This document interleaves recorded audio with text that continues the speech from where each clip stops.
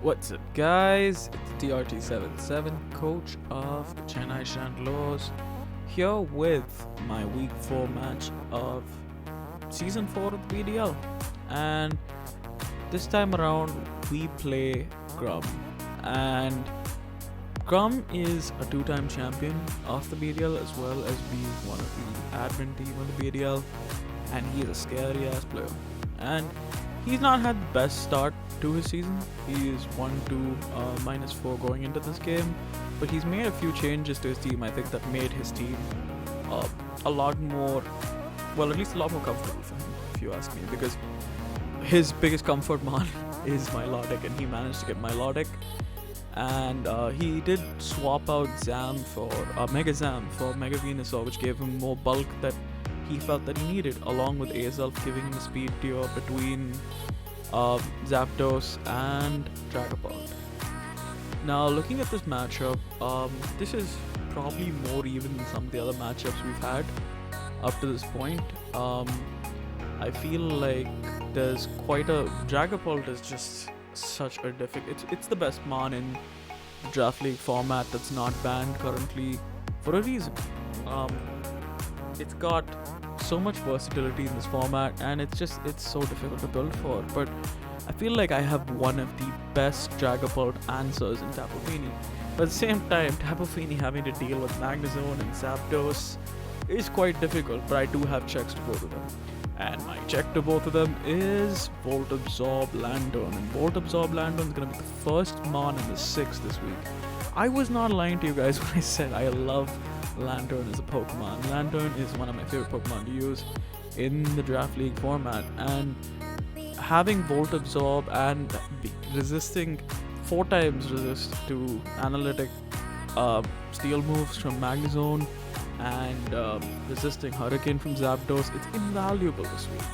And the fact that it's a bulky mon that can Volt Switch around, absolutely perfect. And it does get Ice Beam to hit both Zapdos and Dragapult, and I can just surf on Magnezone or Scald should I choose. I forget which one I ended up running this week, but it was a water move, Volt Switch, Ice Beam, and Toxic was the final set.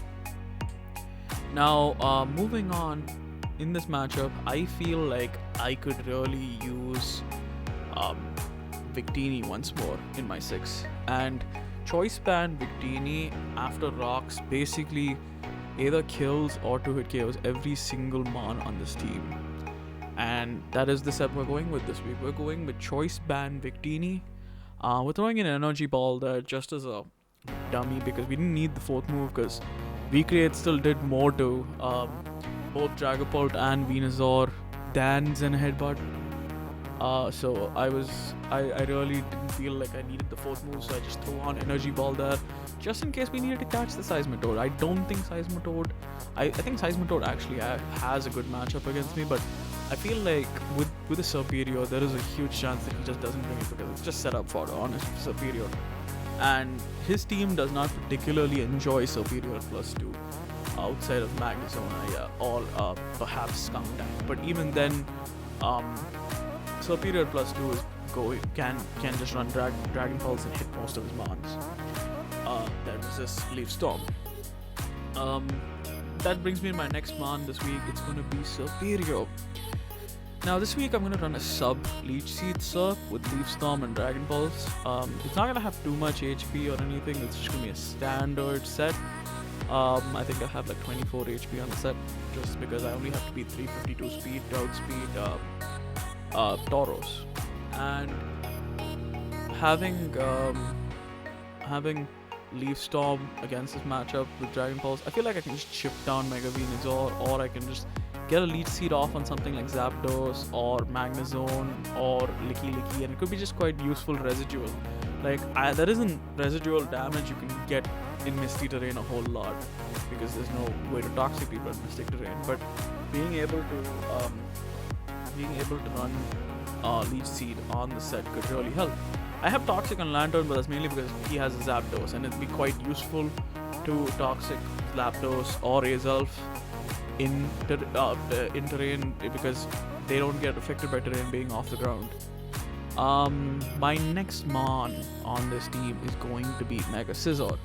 Now, Mega Scizor 1v1s living hell out of every Venusaur.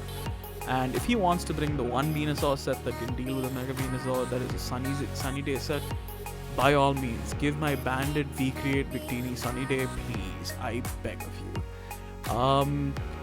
I just have no real fear of most of Mega Venusaur because of Mega Scizor, because if you haven't seen our previous videos, we already played Mega Venusaur this season with Chelsea. That's who he traded Zam to.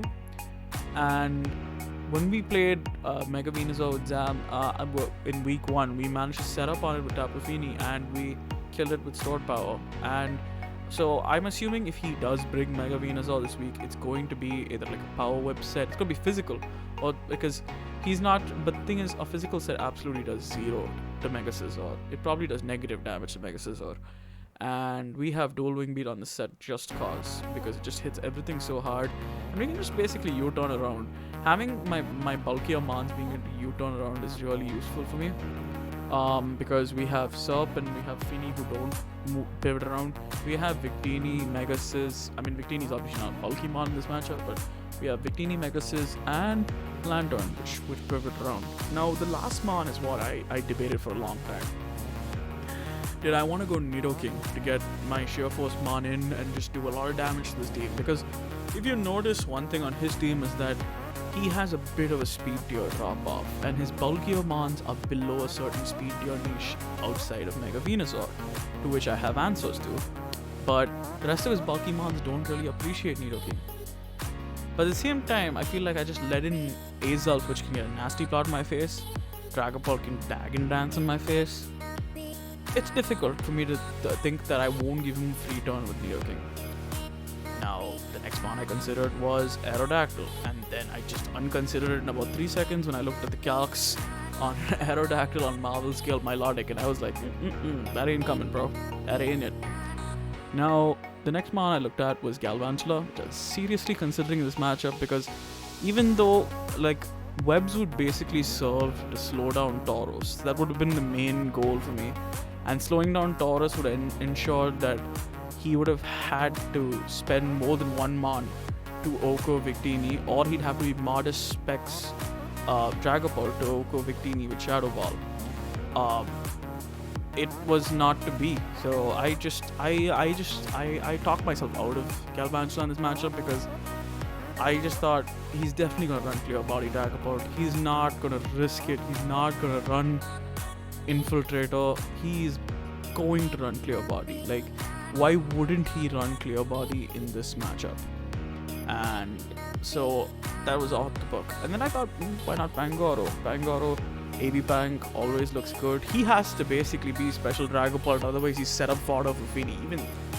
Even Special Dragapults outside of Modest Specs D-Bolt are pretty much set up fodder for Tapu Fini, and Modest Specs D-Bolt just gives my Lantern health.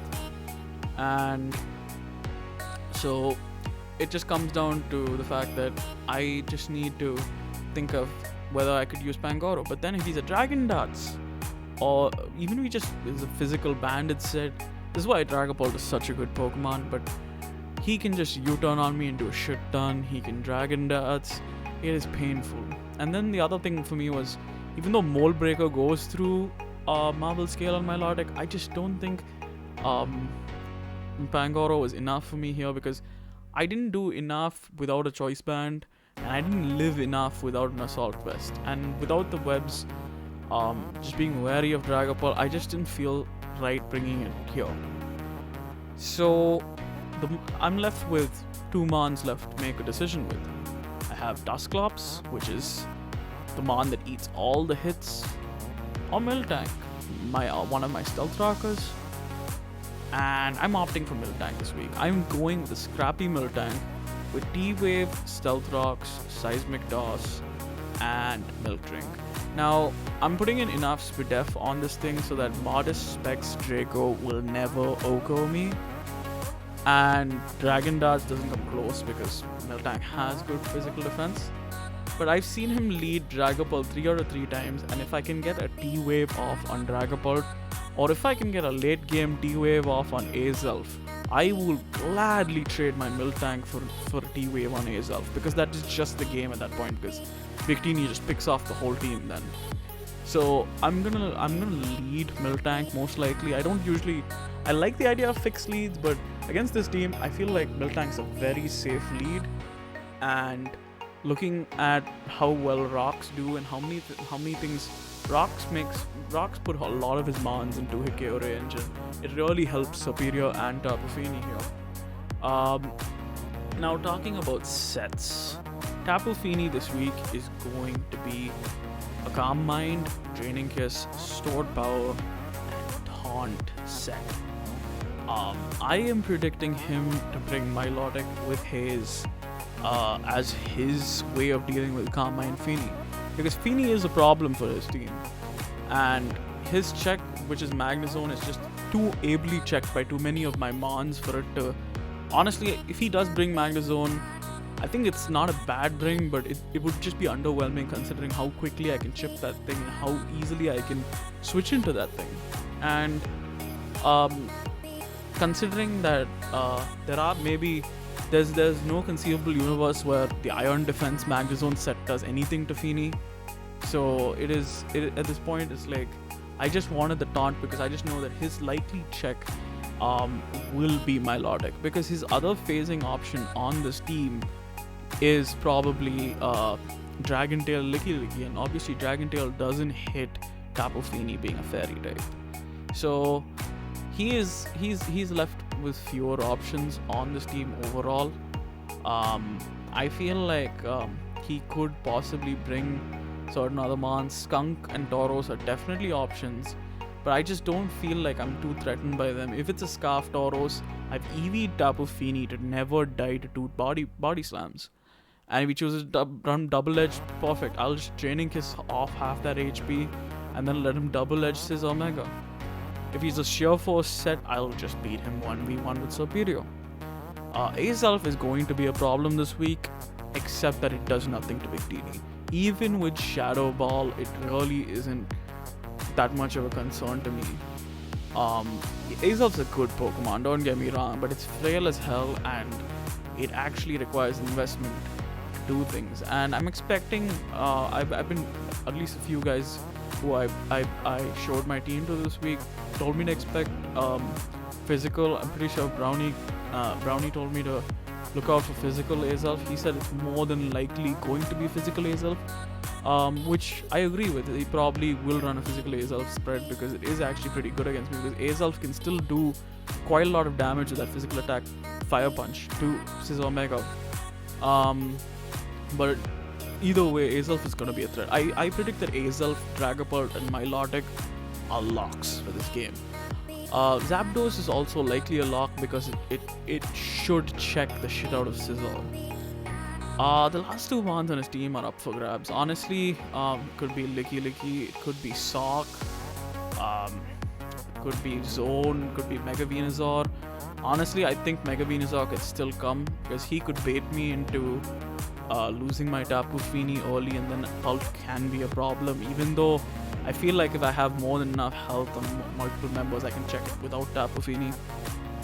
Because Pulp doesn't really do enough to Lantern or Miltank. Or if should it do something to Miltank, I can always get Chip, or I can get a T-Wave off, or I can get a Toxic off with Lantern, or an Ice Beam that does half. We have a decent amount of special attack investment this week on Lantern, just to make sure we get enough Chip on Dragapult. Worst case, to put it in Sizz Omega range. Another mon I was told to look out for was Licky Licky, but I'm just not sure what it really does in this matchup. I mean, it does get fire coverage for Mega Scizor, so it's not completely a check. But and I've been warned that I've been warned that the taunt set might not work on Licky Licky because it does get Oblivious, which is something I keep forgetting always. I always just think of it as a mon with Cloud9 because shout out Bubba. I just remember Bubba running Cloud9 Licky Licky to check. I think it was Drill and Sand. I'm not sure. I forget which one. It was a weather team counter for him. Free Wi-Fi, the Licky Licky. Yeah. Overall, I think this is going to be a fun game. I think Grum is a great player, and we've had 2 great games until now, and we're 1-1 if I'm recalling this right. The last time we played, he eliminated me from the BDL Season 2 semis, which was my last game in the BDL. So I'm looking for some revenge here, but also it's just a pleasure to play players like him. So I'll get back to you on the game, guys. Now jumping into the game, guys. Before we start, I just wanted to mention that I made a small error in the first segment of the video. I did mention that this was our week 4 game, but this is our week 5 game. Week 4 was our bye week. BDL has 11 coaches, so it's 5 games and 1 coach gets a bye each week. And our bye was week 4, so this is our week 5 game.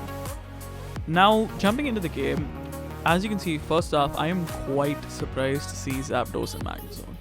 I think that either he's disrespecting Lantern or he's trying to overwhelm Lantern, which is probably more likely. And considering that might be a strategy, I assume one of these 2 Pokemon will be a break on. The other one's probably just going to be a mon that's designed to whittle down Lantern because of its poor recovery. No Mecha Venusaur this week, so I guess he thought that was not a viable option with Mega Scizor, and I think that was 100% the right call on his part. We do see Licky, we do see Milotic. I do feel quite happy about the fact that his only phasing on this team right now is Haze on Milotic, so we can taunt him if we choose to go for that Feeny sweep, or if we find ourselves in a position to do so. Now my lead here is going to be Miltank. I see no drawbacks to just leading it. We can T-Wave either Pult, which he has led in all his games so far, or we could just lead Azelf, which we can lead, which could probably lead B-Rock's Explosion. We can just T-Wave that thing, make it slower than Serp, make it slower than Victini. I feel like we just need to position ourselves well here, and I feel like Miltank just gives us that scouting. Plus, Rocks look good against this team overall. So my lead's gonna be Miltank here, guys. Now, his lead is Azelf, and here I just remember Azelf from Gen 7 UU mostly because that's probably the most I've seen of it, where it ran Rock's Explosion, which could be a real set here, but I don't think he wants to waste the Explosion on Miltank here. So I'm just gonna go for the T-Wave here. I just see no drawbacks to this play. If he goes Zapdos, he goes Zapdos. So be it.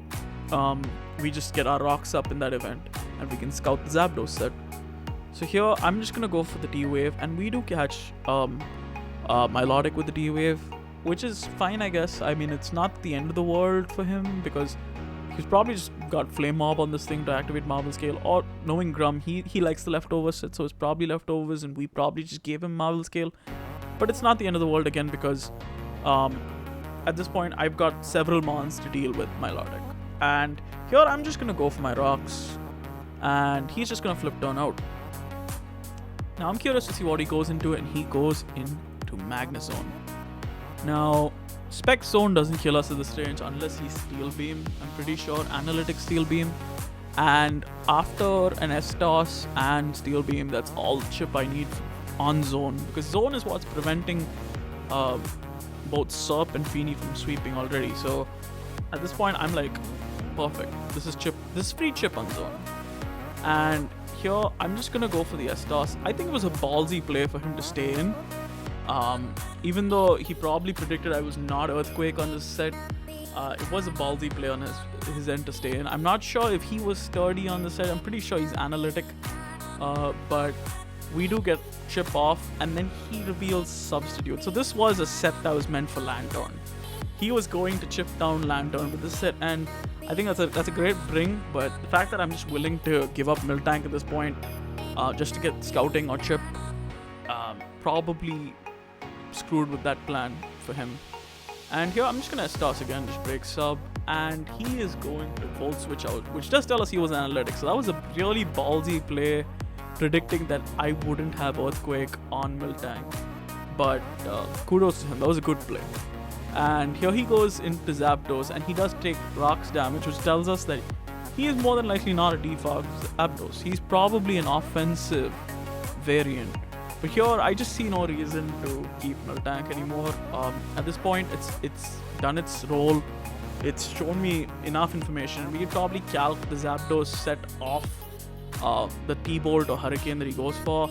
I could probably freely switch into Lantern here, but I'm just afraid of him clicking U-turn and just going into and just claiming initiative at that point. And I'd need to keep Lantern healthy at that point to deal with both Zone and Zapdos.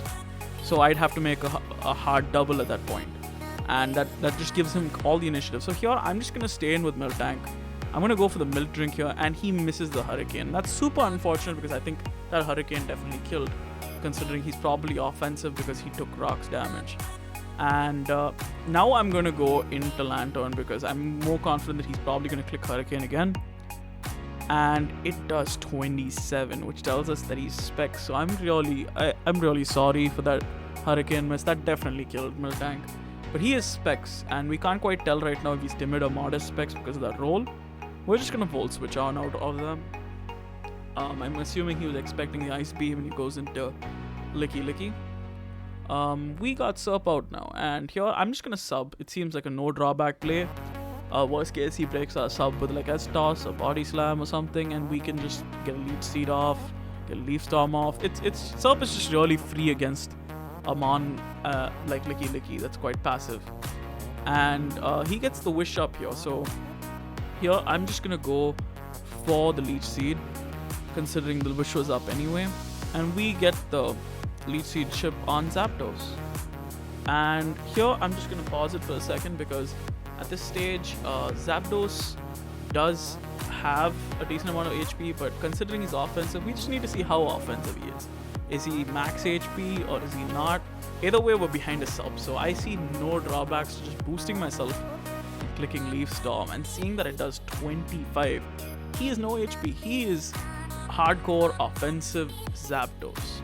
And here he's gonna break sub with Hurricane, but we're just gonna chip him down. Now 51 is just outside of range of Dragon Pulse. It's actually within range if he's no HP, but I don't know if he'd actually be no HP. And we could have just gotten a high roll on that Leaf Storm. So I think at this point I'm just gonna click sub again, get him in guaranteed range of Dragon Pulse, and we're just gonna sub here again. He does hit the Hurricane.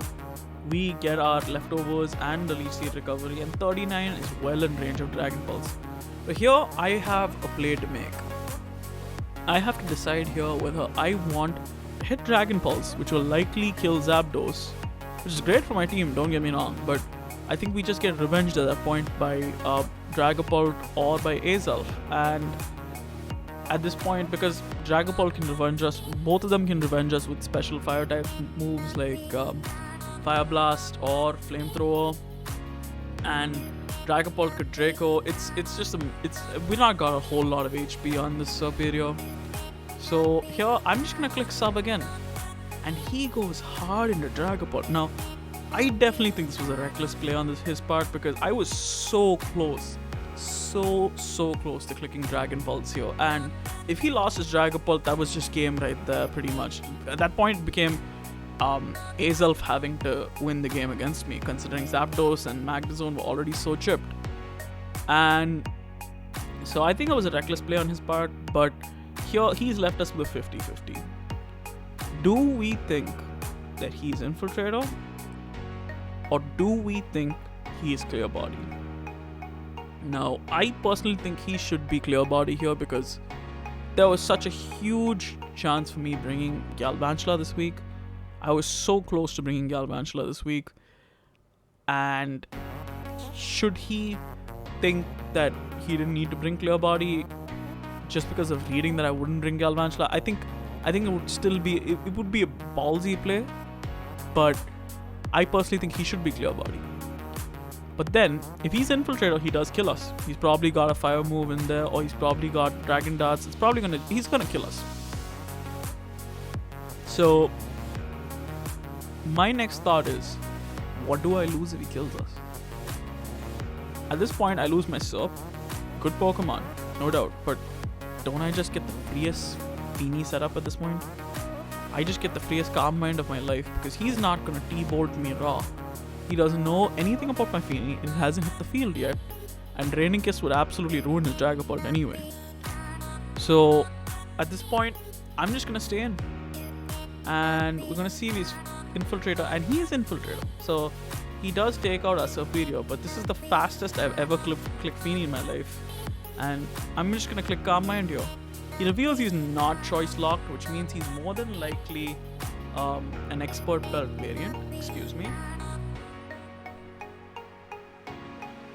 And he goes into Melodic as we click Calm Mind. Now, I've got the taunt here. This is the moment we waited for in prep, and we taunt Milo, and he can't his. And now we just get free a second Calm Mind now, and this is the perfect situation to be in. He goes into Licky Licky, and here is where I forehead a bit, and I attempt to taunt an Oblivious Pokemon. I can just hear Brownie looking at this right now, screaming at me, because he texted me literally the morning of the game saying, "Don't taunt Licky Licky, it gets Oblivious." I blame Bubba because Bubba always reminds me of this mon. It's Cloud9, and that's why I just thought, for some reason I decided I was going to taunt here, but he goes to the Wish here, which lets me get up another Calm Mind the next turn, and again, he gets the Wish HP, he gets his HP back, and I guess a little bit of chip, but I can take a Calm Mind to +4/+4 at this point. And at this point, I'm just going to start Draining Kissing, and this is probably going to just give me a lot of HP back, considering he's probably a max HP set. And here we go for this. We do 32, but it gives us back 31. So that should tell you the disparity in HP stats, how much that helps, and the fact that Draining Kiss recovers 75% of the damage dealt. Now we're down to 66. Here, at this point, we did get a low roll in the second Draining Kiss. We only got 29. But at this point, I think I should just click Stored Power so that I can just go to 72. 72 is comfortably out of range of any attack of any of his mons. So outside of maybe a crit from Zapdos at this stage. So here we're just gonna kill Licky Licky. And as you can see here, we do have a pretty good position. We're at +4/+4, we're at 72. Even though it's 5-5, I think we have the potential to sweep right now. And he goes into Zapdos. Great move on his part, because after Rocks, he's only got 14 HP left. So whatever damage he does to me is damage dealt. And I don't just recover it off with Draining Kiss. And he goes for the T-Bolt. Again, Specs T-Bolt, and we only take 35 because we're at +4. Tapu Fini is an absolute monster. If you haven't made that out from the season already, I don't know what to say. And we're just gonna Draining Kiss here. And do we get parad? Draining Kiss is a contact move, but we don't get the static. Thank the Lord. He goes into Azelf here, which I'm pretty sure at this point, just looking at his team build, it's probably physical. I looked through the move pool to see what Azelf gets for me, and it doesn't get any grass moves. So his options are probably something like Thunder Punch. And here, I'm just gonna, at this point, I've consigned myself to Feeny having to win. At least at this stage, I'm already at +4/+4. There's no point in switching out. And then he goes for the Zen Headbutt, and he's Life Orb. And now it comes down, do we flinch? Do we flinch and do we lose our Feeny? Or do we have what it takes to break through this flinch and sweep? And we break through. Feeny gets off the Draining Kiss, gets back to 69%. Very nice. And we've already got multiple mons on his team down. It's 5-3. Feeny's at +4/+4, and I think I'm pretty optimistic about our outcome for this game. And we just taunt here because we don't want to risk it on Melodic. He does get the Skull Burn. Doesn't really matter at this point. It's a little too late. And we just get all our HP back with our Draining Kiss again. Draining Kiss has really buffed Tapu Fini this gen, and here we're gonna Stored Power and finish off Melodic. And our next step is probably going to be Zone, and yeah, he does go into Zone. So here it comes down to, is there any way Zone lives this? He's not Assault Vest. He's not, I'm not sure if he's max HP, max BDF. Beg your pardon. But as far as my calcs tell me, there's no way he lives this as 47. And that chip he gave me early in the game was crucial to this moment. So I'm just going to go for the stored power, and Tapu Fini is going to pick up kill number 5.